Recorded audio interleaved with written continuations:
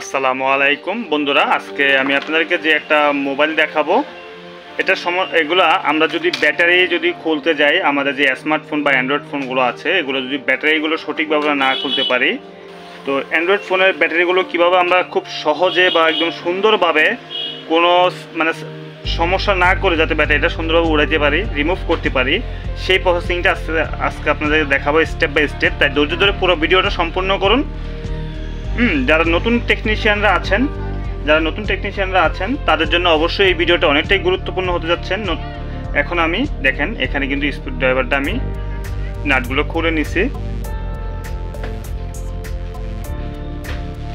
নতুন টেকনিশিয়ানরা আছে তারা দেখা যাচ্ছে অনেক সময় মোবাইলের ব্যাটারিগুলো এরকম টুইজার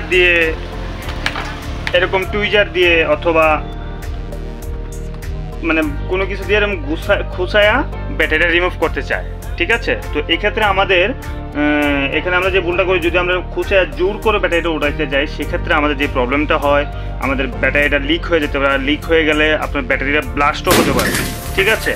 অনেক সময় ব্যাটারির ভিতরে আগুনও ধরে যায়, এমনও অনেক আগুন।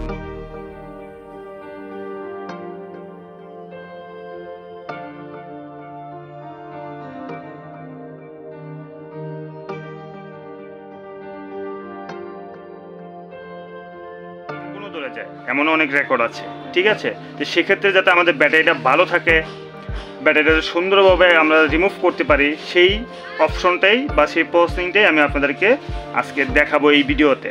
আমাদের যে কোনো ধরনের অ্যান্ড্রয়েড ফোন হতে পারে, এটা যে কোনো ধরনের নন রিমুভাল যে ব্যাটারিগুলো আছে সেগুলো আমরা যদি রিমুভ করতে যাই, কীভাবে আমরা সঠিক পন্থায় রিমুভ করতে পারবো সেগুলো দেখাবো। দেখেন কিছু কিছু ফোনে আমাদের দেখা যাচ্ছে এরকম প্লাস্টিক দিয়ে কাভারিং করা থাকে, ওই প্লাস্টিকটা ধরে টান দিলেই খুলে যায়।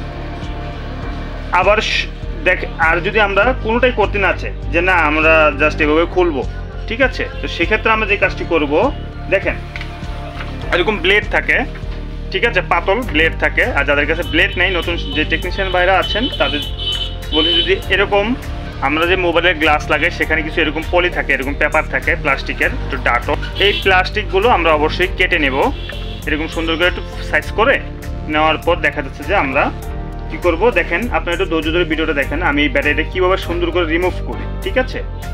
এটা সর্বপ্রথম আমি এখানে একটু বসিয়ে দেব।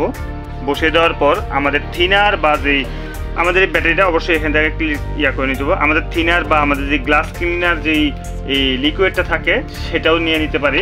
আমরা প্রথমে এখানে কোনোই দেখা যাচ্ছে যে টুইজার দিয়ে বা কোনো কিছু দিয়ে এভাবে খুঁচায়া এগুলো উঠাইতে যাব না, কারণ অনেক সময় উঠাইতে গেলে কি হয়, আমাদের ব্যাটারিটা লিক হয়ে যায়, ঠিক আছে। লিক হয়ে গেলে অনেক সময় আমাদের অনেক ব্যাটারি থেকে ফোলা, যেক্ষেত্রে আমাদের এটা উঠাইতে হয় ব্যাটারিটা, ঠিক আছে।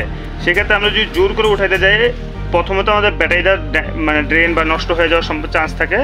আর দ্বিতীয়ত খুঁচা গায়ে হয়তো ছিঁড়ে যায়, ফের কোথাও লিক হয়ে যায়। লিক হয়ে গেলে অনেক সময় আগুন ধরে যায়, অনেক সময় দেখা যাচ্ছে যে ব্লাস্ট হয়, হ্যাঁ। তো সেক্ষেত্রে যদি আমাদের আর অনেক সময় দেখা যাচ্ছে যে আমাদের ডিসপ্লেতে অনেক ধরনের মানে আঘাত পড়ে, অনেক সময় ডিসপ্লেটা পর্যন্ত নষ্ট হয়ে যায়। আমাদের করা যাবে না। কাস্টমার একটা ফোন দিল আমাদেরকে ভালো, সেই ফোনটা যদি এরকম সমস্যা হয়ে যায় তাহলে কেমনে হয়।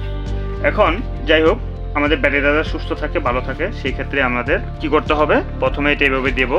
এটা যে কোনো ধরনের ফোন হতে পারে হোক, আমরা অল্প লিকুইড আমরা এইরকমভাবে নিয়ে নিব। নিয়ে নেওয়ার পর দেখা যাচ্ছে যে আমরা জাস্ট এই যেভাবে এভাবে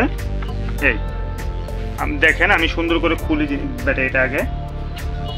এভাবে দেওয়ার পর হালকা করে দিতে হবে।